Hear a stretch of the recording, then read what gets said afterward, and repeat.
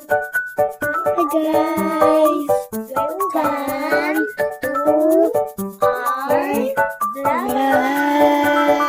Hi guys! So for today's vlog, ito na nga yung araw na sobrang hindi maganda na yung mga pakiramdam ko. Lately, napapansin ko na parang natutuwal ako at saka nasusuka. So ito na nga guys, gumunta kami ng MOA at minute namin yung kapatid ng asawa ko. Ayan, hindi ako kumakain ng lechon pero for the very first time dito, sobrang nasarapan ako. Sobrang crave ako kaya nag-take out din kami. So ayan, thank you so much sa kapatid ng asawa ko.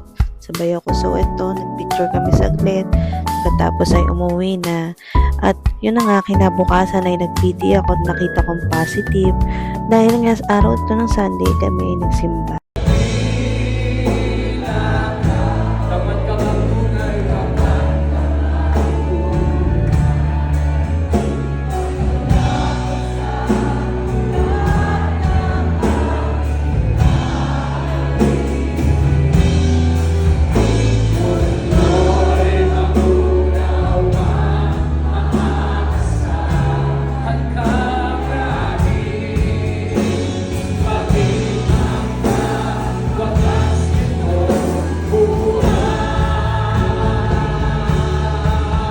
So, ito na nga, kami nagpapasalamat sa Lord dahil may panibago na namang blessing ang dumating sa amin. At dahil nga nalaman kong buntis ako, sobrang pinagpapasalamat ko talaga na nadagdagan kami. Dahil hindi ko na ini-expect na magkakaroon ulit kami ng anak dahil nga sa dalawang CS na ako, tsaka yun na rin naman yung napag-usapan namin. Pero iba talaga pag plano ng Lord ang nasusunod.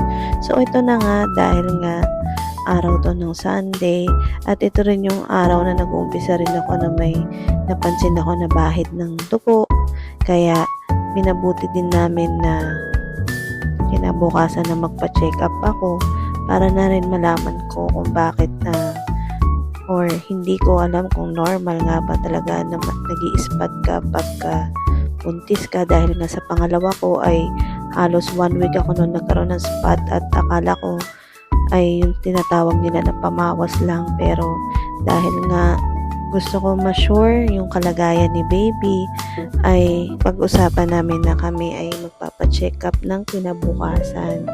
So ito na nga yung mga ganap sa church. Ayan, nakapag-selfie pa ako. Ito na nga yung araw na yan na nagpa-check up ako at ito yung unang ultrasound na nakita si baby. At sinabi nga na sobrang baba at wala pang heartbeat at may tendency daw na baka makunan ako, malaglag siya. So sobrang nalulungkot ako dyan, pero basta naig yung tiwala ko sa Lord dahil siya naman yung nakaloob nito sa amin. Kaya ayan nga, ang sabi nga ng OP ay obserbahan pa at hintayin ko yung next week, dahil kapag hindi siya nagkaroon ng heartbeat o hindi siya nabuo ay possible na raspahin daw ako. At sinabi rin niya na i-monitor ko nga lang daw yung spotting ko. Yun nga, ang mga paliwanag niya ay parang mapapanghinaan ka ng loob, pero kapag may Lord ka talaga ay iba yung nabibigay ng comfort ng Lord sa atin. So wala akong ginawa dyan simula nung araw na yan kundi manalangin na plano niya palagi yung masunod sa buhay namin.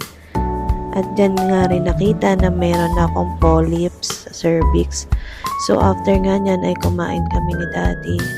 Crop top ang first na nga yung start ng lehiserye ko. Ayan yung una kong hinanap at pinag-graban ko yung photo. Hindi ko alam kung ano yung nararamdaman ko dyan, pero sobrang crave na crave ako talaga. Tapos pagka yung mga cravings ko ay wala, ay parang naiiyak ako. So ito na nga, tikiman time serye na. So yun na nga, nung una ko natikman, ayan, yung cravings ko ay sobrang nasatisfy ako. At ito nga, katuwang ko sa aking paglilihi ang dalawa kong anak. So sobrang nasarapan talaga ako dyan. At yun pala talaga yung feeling kapag nakakain mo yung cravings mo. So yun nga muna for today's video. Abangan yung part 2. Thank you.